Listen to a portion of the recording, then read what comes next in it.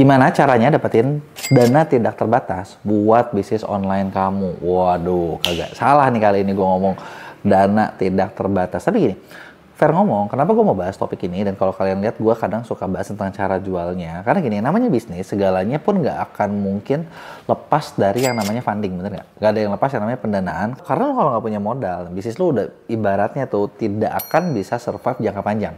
Bener nggak? Coba deh kalian perhatiin. Perusahaan-perusahaan yang besar, pasti mereka tuh kayak belakangnya tuh kuat banget gitu loh. Makanya bisa jalan kayak gitu. Nah, sebelum gua bahas, buat kalian baru nonton, jangan lupa buat klik tombol subscribe-nya dan aktifin lonceng notifikasinya ya. Nah, pertanyaannya gini. Oke, sebenarnya tadi ketika di awal, gue sempat bahas kenapa sih lu perlu punya pendanaan yang ibaratnya bisa dibilang nggak ada limitnya gitu ya. Karena kalau misalnya kita cuma jalanin duit sendiri gitu ya, duit sendiri ya nggak masalah sih, duit sendiri. Gue juga dari awal nggak mau bisnis pakai duit sendiri kok gitu. Gue bukan golongan pewaris yang tinggal begini terus duitnya datang gitu kan. Enak banget emang yang begitu yang nggak bisa ngomong gitu ya. Gue juga termasuk perintis yang ya segala sesuatu bener-bener dihitung dari setiap pesernya gitu kan.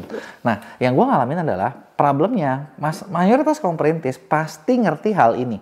Jadi ketika lu lagi jualan, katakanlah gini ya, jual bisnis online nih ya, kita lagi bisnis atau kita lagi jualan, apapun itu yang lu bilang, yang namanya bisnis pasti kadang gini, kita pengen agresif buat dapat order. Bener dong, siapa sih yang enggak? Iya kan? Contoh misalnya nih, yang paling simpel, gue bahas ibaratnya lu jualan di e-commerce. Lu jualan di e-commerce, lu udah ngupload produk, lu udah ngapain, lu udah bikin konten, tring, order pertama muncul. Nah, order pertama muncul ini, ketika order pertama muncul, kita kan seneng dong, oke, gue kirim barang gue. Nah, yang jadi problem adalah, kalau di bisnis online, kalau di e-commerce ya, yang pertama adalah, lu begitu udah mulai, lu kirim, duitnya, cairnya nanti guys. Catat, ada waktu nunggu gitu ya. Nah, udah gitu kayak gimana nih gitu kan. Nah, nunggunya kan berapa lama nih, bener nggak? Ya nunggu sampai barang nyampe, nunggu sampai buyer beli. Dan kalau gua rata-rata kurang lebih 7 hari sampai 10 harian lah. Ya, memang sih ngirim kan cepet kok, 2 hari 3 hari. Iya bener, tapi konsumen lo kan nggak langsung klik. Bener nggak? Itu kalau yang deket-deket. Gimana kalau yang jauh-jauh? Kan sedih kan? Gue inget order pertama gua, waktu itu gua kirim suplemen ke Bali. Itu kurang lebih baru nyampe 4 hari, 3 hari atau 4 hari gitu ya. Kenapa lama? Ya kan gue kasih free ongkir. Kalau yang yakin esok sampai itu mahal. Jadi gue pakai yang reguler gitu loh ya kan. Nah, udah gitu konsumennya pun nunggu kliknya butuh kalau nggak salah 2 hari gitu kan, kayak bentar ya aku coba dulu, nanti aku belum di rumah kayak gitulah. Udah dia klik barulah duit gue cair. Oke, barangnya satu nggak berasa. Ya nggak? Order lu makin banyak. Nah, ini jadi berasa. Bener nggak? Gue inget banget zaman gue jualan suplemen waktu itu, gue punya untung kurang lebih ya, gue punya profit waktu itu tuh dari harga itu gue bisa dapat sekitar 35%, lumayan, maksudnya lumayan oke, 35% sampai 40%, dan kayak 3 bulan pertama sih waktu itu gue masih nggak bisa dapat duit gimana ya, tapi maksudnya setelah gue mulai ngerti gitu kan, 100 juta pertama omset gue tuh didapatkan dengan waktu cepat gitu ya. Tapi jujur waktu itu bukannya gue seneng dari 100 juta pertama, tapi gue kayak pusing gara-gara bentar, duit gue kagak ada nih gitu ya. Untung gue masukin semua. Royal kan lu? Kagak. Boro-boro gue bisa royal. Orang apa ya, kayak bentar, ini angkanya ada gitu loh. Kenapa duit gue nggak ada, rekening gue nggak ada gitu kan. Dan seiring dengan gue growth waktu itu, sampai waktu itu dalam berapa ya, 2 tahun. Di 2 tahun itu gue bisa punya omset sebulan sekitar 500 juta penjualan gue. Nah, 500 juta itu makin seret. Beneran makin seret. Nah, terus ya apa yang gue lakuin gitu kan, gimana caranya gitu kan. Pasti kalian pernah dengar sih istilah ini. Gue suka baca buku namanya, bukunya Kiyosaki. Kiyosaki itu punya istilah namanya OPM. OPM itu adalah kalau singkatannya dari Others People Money. Jadi gimana cara lo dapat modal? Pertama, kalau yang waktu itu gue adalah gue rayu supplier gue yang tadinya bayarnya awalnya harus cash, boleh minta tempo gitu kan, 3 hari, seminggu deh gitu kan. Ya akhirnya sih top the best gue nggak nyampe sebulan karena di situ ketat banget gitu kan. Kalau nggak salah sekitar 3 mingguan, tapi 3 mingguan lumayan. Buat cash flow gue lumayan gitu kan. Gue bisa ngegulung, dan 3 mingguan pun itu dalam waktu yang cukup lama ya gitu kan. Akhirnya bisa ngegulung lumayan, dan dia juga ngebatasin. Jadi kayak oke, gue kasih lu segini tapi limit utang lu waktu itu berapa ya, 100 juta apa 200 juta gitu. Tapi kan setelah gue menghasilkan cukup banyak, di awal mati-matian dulu gitu kan, kayak uang sendiri semuanya ditelan. Cuman kabar baiknya adalah untungnya bisnis gue adalah karena ini kan cuma jual beli ngambil gitu ya. Jadinya nggak pusing-pusing amat sama sama drama karyawan lah, sama drama yang lain-lain lah. Karena yang maksudnya gue pikir gini, ketika lo kerja sama dengan misalnya supplier yang lebih kuat, lebih punya duit, ya mungkin dia lebih bisa ngebuffer ya. Bener nggak? Tapi kalau misalnya kayak lo produksi, ketika lo produksi dan lain sebagainya, nah disitulah kadang lo nggak bisa buffer. Karena gini, misalnya kan nggak mungkin pengrajin bilang, gue bayar nanti bulan depan ya. Uangnya belum cair nih, kata pengrajin, bos, gue aja nggak makan bos kalau lu nggak bayar, nggak bisa. Bayar dulu. Nah dari sinilah sebenarnya jujur nih, jadi gue mulai kebayang nih, oh kayaknya kalau gue bagus ini, gue harus ngebagi-bagi nih. Nah ini adalah beberapa, maksudnya riset gue gitu ya, dari pengalaman gue yang mau gue bagiin buat kalian. Yang pertama adalah gini, ternyata kalau misalnya lo mau bisnis atau apa, ya maksudnya kita harus bedain nih, biaya itu kan ada macam-macam, bener nggak? Contoh kayak ke supplier gue yang lebih kaya, mungkin gue bisa kayak Tempo, lumayan, nggak gede, lumayan. Tinggal kepercayaan lo gimana, ke orang yang lo ngambil gimana. Dan kadang, ya kita bisa tambah-tambah supplier kalau misalnya order kita udah nggak cukup. Nah, poin gue gini, misalnya gini tadi ya. Satu orang mau minjemin gue, misalnya mau gue bayar 200 juta. Ya, kurang nih. Kenapa nggak orang kedua? Ada nggak nih supplier kedua? Harga lebih mahal dikit nggak apa-apa deh. Dia dapat berapa? 400 juta? Oke. Limit lo udah jadi 400 juta dong. Yang berikutnya limit lo jadi berapa dong? Nah maksud gue kan itu adalah beberapa cara yang bisa dilakuin. Dulu ya gue juga akhirnya punya beberapa orang yang supply barang ke gue. Ya secara cash flow, bikin cash flow gue lebih sehat. Gitu kan. Nah tapi ini ada batasnya. Karena ini kan ya ada limitation juga ya. Dan itu cuma ngomongin stok. Sedangkan tadi ketika gue bahas di awal, ketika lo ngomongin bisnis itu macam-macam nih. Ada yang lo jual beli barang kayak gue. Ada juga mungkin yang produksi sesuatu. Contoh, gue dalam kayaknya 2-3 tahun belakang ya, gue mencoba membuat beberapa software gitu ya, beberapa sistem software as a service, yang artinya produk ini itu bisa ngebantu, misalnya gue jual setelah gue bikin. Model bisnis yang software itu bener-bener beda banget.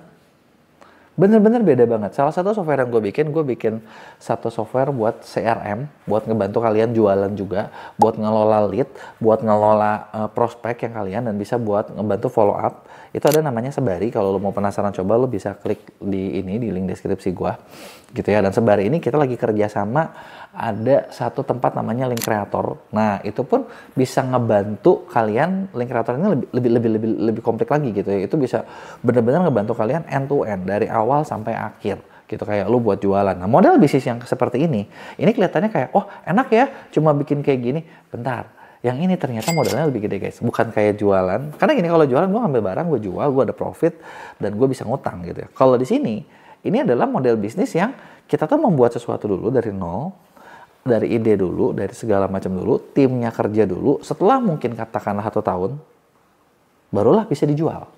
Dan kabar buruknya, 1 tahun buat produksi itu mahal. Ya lu kayak punya tim IT sendiri, itu mahal. Mereka harus digaji, dan gajinya nggak murah, dan dihitung-hitung kayak satu project bisa untuk sampai launch itu bisa mungkin kayak 1 miliar, 2 miliar, bahkan lebih. Ya kayak lu lihat kalau kayak di Goto, di Bukalapak, mereka kan ngelampirin kan kayak mereka bikinnya kayak gimana, itu semahal itu. Nah sekarang kalian bayangin, kalau belum jadi nggak bisa dijual, nggak bisa jual sepotong. Artinya modalnya harus jualan dulu semua, udah beres, baru jualan. Nah udah gitu jualannya bayarnya bulanan nih. Nah udah bulanan, apakah biaya kita berhenti? Tidak kakak. Karena setelah kita bikin, orang itu ngerasa kayak ada kurang ini, ada kurang itu, ada kurang ini, ada kurang itu, ada kurang ini, kurang itu, dan pasti marketing cost itu jalan terus. Gitu kan. Nah itu model kedua. Nah model kedua ini kan, model pertama gue tadi bilang bisa oke deh kita ngutang dulu. Kalau yang model kedua kita nggak bisa ngutang dulu. Yang ada lu harus punya fresh money dulu, dan itu nggak bisa jalan. Mungkin kalau kayak teman-teman yang bisnisnya kayak produksi baju, lu ngurusin pengrajin, ngurusin apa gitu kan, itu kan keluar duit terus kan. Udah jadi baru bisa dijual. Nggak jadi, nggak bisa dijual. Dan kita nggak bisa jual setengah. Nah yang kayak gini lebih repot. Modalnya karena yang kayak gini itu harus ada duluan. Dan itu harus dibayar duluan. Dan cara model pertama nggak bisa. Nah cara model kedua gimana? Yang ini ya menurut gue mungkin cuma bisa pakai fresh money. Makanya dari sini yang gue mau bahas sama kalian adalah gimana cara buat bangun bisnis ya. Pertama gini, lo harus forecasting dulu. Forecasting dari kayak gini, oke lo mau bikin apa? Model bisnis lo yang pertama mana gitu kan. Nah ada beberapa cara yang bisa dipakai. Tadi gue udah spill satu. Yang pertama adalah lo others people money, lo minta tempo ke supplier, karena yang kita butuh cuma waktu. Tapi yang ingat adalah ketika ngomongin waktu ini, kepercayaan paling penting. Karena kalau udah kepercayaan itu hilang, dah selamanya nama lu udah jelek dan nggak akan naik lagi. Nah, jadi masalah adalah kenapa gue bilang gini, gue sering banget nemuin klien UMKM itu tidak bisa dipercaya. Fair ngomong, suka nggak suka, face it, itu fakta. Kenapa gue bilang gitu? Banyak banget contohnya. Maksudnya gue banyak banget lihat, dan kalian pasti tahu lah. Ada kayak orang-orang yang lu dikasih tempo segini, bayarnya dimundur-mundurin. Makanya banyak memesnya kan di Indonesia kan. Biar silaturahmi akrab pinjam 100. Padahal 100 itu kan, pinjam 100 itu kan artian kalau ya orang Indonesia itu kalau ngutangnya gampang, udah gitu kabur gitu. Bener nggak? Dan bahkan gini, nggak usah jauh-jauh deh. Kayak kita aja di MEA ya, kita banyak bantu UMKM, kita banyak scale up UMKM, terus yang tadinya mereka udah ada perjanjian, oke, kita bantu sampai lu gini ya, lu kasih kita komisi sekian. Banyak yang nggak mau bayar. Gitu kan, yang sampai kadang-kadang kayak dipikir-pikir ini kalau misalnya gua menjarain orang, penuh nih isinya mau UMKM nih. Nggak gitu juga sih, tapi itu fakta ya, semoga nggak bertambah terus lah ya, gitu kan. Atau kalaupun ada jangan disingan dari sini ya, jangan yang nonton gua ya, biarin aja lah itu orang-orang berdebat aja lah itu di luar, gitu ya. Nah, yang ketiga adalah cara ketiga sekarang gimana nih? Oke, tadi gua ngomong tadi lu bisa pakai OPM, kedua yang pasti lu modal sendiri harus, karena yang namanya pengusaha lu nggak mungkin nggak bisa punya modal. Yang berikutnya adalah lu bener-bener harus bisa muterin cash flow. Karena gini, sebelum gue bahas lu ngomongin pendanaan gitu ya, lu harus bisa muterin cash flow. Karena gini, kalau cash flow-nya sendiri aja nggak benar, kalau kalian nggak bisa ngatur uang lu sendiri dengan tidak tepat, gitu kan, ya nggak mungkin nih, lu cash flow lu nggak tepat, ya nggak mungkin, ya bisnis lu bakal bagus, nggak mungkin bakal growth. Karena fakta nih, ya, gue bakal bilang di 4 cara pertama ini, tadi gue bilang pakai supplier, lu pakai uang sendiri, lu muterin cash flow, gitu ya. Atau keempat mungkin lo bisa pinjam ke orang-orang terdekat. Ini adalah yang maksudnya cara paling susah, gue tahu lo pasti udah pada tahu dan sambil gimana cara yang lain gitu. Bukan masalah, gue nggak mau bilang. Masalahnya adalah gini, 4 cara ini yang tersedia ketika lo kecil. Ketika lo besar, itu caranya makin banyak. Tapi faktanya ya, lo nggak akan pernah bisa pakai cara yang ini kalau basic ininya lo kagak bisa. Gitu. Kenapa? Ya sekarang gini deh, contoh ya, lu mau pakai cara kelima. Cara kelima gimana buat dapetin modal? Bank lah, bener nggak? Gue tahu pasti banyak yang bilang, wah riba nih gini. Tapi fair ngomong, bank sumber pendanaan. Dan apalagi dari kemarin Menteri Keuangan kita baru kasih duit, bener nggak? Bank butuh banyak proyek yang untung. Mereka bakal butuh duit orang-orang yang bisa ngejalanin bisnis gitu loh. Yang ngasilin untung dan balikin ke bank. Bener nggak? Tapi bank itu bakal nanya gini, agunan lu apa? Oke, lu nggak pakai agunan, KTA, bunganya gede. Bener nggak? Ada sih kur sekarang gitu kan. Tapi kan maksud gue, itu juga kan pasti mereka ngeliat dulu nih, potensial apa nggak, udah jalan apa nggak. Dan ketika lu ngomong kayak, oke gue punya mau jualan sesuatu, barangnya belum ada, gue belum punya track record, belum punya segala macam, nggak bisa. Makanya gue bilang 4 pertama adalah ketika lu masih kecil. 5, 6, 7, dan seterusnya ketika lu udah makin besar. Gitu ya. Nah tapi cara kelima, itu menjadi masalah adalah satu. Di cara kelima, itu poinnya, lu harus ada agunan, biasanya. Dan dananya itu contoh gini, oke.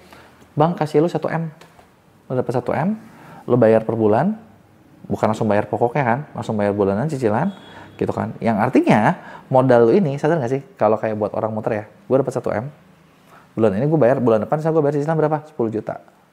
Bulan depannya 10 juta. Di bulan dari bulan 1, bulan 2, bulan 3, bulan 4, bulan 5, bulan 6, uang gue terus berkurang guys. Bener nggak? Modal gue kan berarti 1M, tapi kan bulan 1, 2, 3 ngurangin 10 juta, 10 juta, 10 juta. Ya memang sih, kan ada untungnya kok. Ya iya, tapi kan modalnya itu berputar. Yang artinya ketika lu main uang bank, lu harus bisa puterin lagi cash flow lu lagi yang tadi. Tapi kalau ditanya, gue melakukan ini nggak? Yes, gue lakukan. Gitu. Kenapa? Karena kalau gue nggak lakukan, seperti gue bilang, gue bukan pewaris. Gitu kan. Dan ketika gue bangun bisnis, kayak gue bangun di MEA segala macam, utang bank gue lumayan. Banyak, bisa bikin pusing juga gitu kan, yang sampai di satu titik kayak bini gue pernah bilang kayak, bentar nih, ini sebanyak ini kebayar nggak ya? Gue mikir, bener juga ya, kebayar nggak ya? Tapi yaudah dah, gitu, kita berjuang aja deh, ya beres juga gitu kan. Masih ada nggak? Masih, karena kalau yang namanya pengusaha katanya sih, gue nggak tahu kalian ngalamin atau nggak, tapi yang gue belajar adalah katanya kalau ijazah lu semua nggak sekolah berarti nggak pinter-pinter. Katanya ya kan, ijazah kan macam-macam tuh. ini bukan ajaran sesat ya, bukan ajaran riba, tapi ini gue cerita pengalaman gue. Ijazah macam-macam tuh kan, ijazah motor, ijazah mobil, sertifikat rumah. Nah itu kan semua ini ya, perlu sekolah kalau kata mentor gue dulu. Biar pinter, ada S1, S2, S3, S4 dan seterusnya gitu kan. Itu salah satu juga gitu kan. Nah terus kalau ini misalnya nggak bisa nih, atau ini ada nggak yang lain? Ada. Yang keenam, lu kerjasama dengan investor. Ya nggak, lu kerjasama dengan investor, tapi yang namanya investor pasti ngelihat pitch deck, pasti ngelihat apa, pasti ngelihat proposal. Jujur kayak 2 tahun, 3 tahun ke belakang, gue sempat beberapa kali mencari-cari bisnis buat diakuisisi, ada yang gue akuisisi juga. Gue ngelihat decknya, gue ngelihat apanya, dan kadang banyak orang tuh cuma mikir gini, kalau investor itu berarti cuma butuh proposal yang rapi segala macam. Enggak cuy, proposal lu nggak penting, kanva lu nggak penting. Tapi maksud gue ketika gue mencari, yang gue lihat adalah ya orangnya bisa dinilai ini atau enggak, bisnisnya visible apa enggak, gua ngerti apa enggak kalau gua ya, tapi tiap orang punya taste yang berbeda, tiap orang punya gaya yang berbeda. Lu maksudnya gimana ya, mungkin ada juga sih gitu yang masuk-masuk, tapi investor juga balik lagi ke kepercayaan. Ketika lu hilang, susah. Makanya hati-hati banget nih buat yang apa ya gitulah ya, yang culas gitu ya. Ya kenapa gua ngomong gitu kan, gua bilang kan, kita maksudnya kita ngelihat banyak gitu kan, yang kita ngalamin juga banyak gitu kan. Nah yang culas itu kan yang seperti itu ya. Nah terus yang berikutnya gitu ya, itu investor lo bisa jadi cara, bahkan ada komunitas-komunitas yang bisa dicari kalau buat cari investor gitu kan. Gue pernah bikin konten tentang gue cari apa, banyak banget yang nge-DM gitu kan, ada yang ngirim email bahkan sampai mau ke kantor ngejelasin bentar. Gue tolak sih sebenarnya, karena gini, lo perlu sadar juga ketika lo mau ketemu investor, mereka punya waktu mereka juga berharga buat mereka gitu kan. Kayak gue nggak kenal lu, toto lu mau datang lu ke kantor gue menjelaskan berusaha menjual, gue nggak butuh itu gitu kan, ya nggak. Lu kirim, gue lihat, kalau itu gagal ya udah gitu, buat gue nggak cocok, karena lu menjelaskan lu nggak akan beda jauh gitu kan. Karena kadang ya maksudnya investor pasti bisa ngelihat lah mana yang kayak ini tuh visi ya kan, visinya bisa diambil atau enggak, atau ini tuh bullshit gitu. Bener nggak? Nah, berikutnya ada lagi salah satu sistem permodalan yang lu bisa raih ketika lu lebih besar lagi, itu mungkin lewat cara lu IPO. Gitu ya, lu IPO gitu. Karena ketika lu IPO ya lu dapat masuk bursa saham, lu dapat sumber modal first money yang gede banget. Gitu. Ada salah satu kompetitor yang lagi gua kerjain itu ngelakuin itu, dan gue kayak wanjir, boleh juga nih kayaknya nih kita coba nih. Dia bisa bikin begini-begini nih yang gua nggak bisa nih kan. Wah, nggak bisa dibiarkan gitu ya. Terakhir ada lagi satu lagi. Ini di luar investor, di luar apa, gue baru nemu, kita baru ada kerjasama dengan satu perusahaan dari luar. Dimana kalau yang di sini, lu ketika kerja, lu memang yang kita terima cuman yang kerjasama sama Maya sih. Sorry to say gitu. Jadi kalau misalnya yang nggak kerjasama, ya gue udah kasih tahu lu beberapa cara tadi, lu cobain deh, go ahead gitu kan. Nah kalau ini lagian, ini cocoknya buat e-commerce, buat yang jualan online. Karena yang dilihat adalah toko yang punya omset kalau nggak salah 300 jutaan, kita bisa usahain dari 300 juta ke atas, dan lu nggak perlu agunan, lu nggak perlu nyimpan modal, lu cuma simpan barang lu aja, barang lu nanti dikirimin juga sama kita, lebih enak lagi. Jadi kayak enaknya gini nih kan, maksud gua kalau kita jualan tuh masalahnya banyak ya.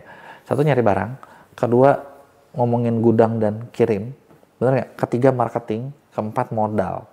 Biasanya pengusaha cuma kuat di menemukan barang, spot, ya kan, spot barangnya oke, 2, 3, 4-nya kurang. Nah kalau yang ini paket lengkap nih, jadinya lu yaudah fokus kalian bagusnya adalah ciptakan produk yang bagus. Setelah itu produk tersebut nanti kita bantu fulfillment-nya di sini. Sebenarnya barang itu lebih kayak jaminan sih. Jadi kalau misalnya ditanya, ada jaminan nggak? Ada produk lu gitu.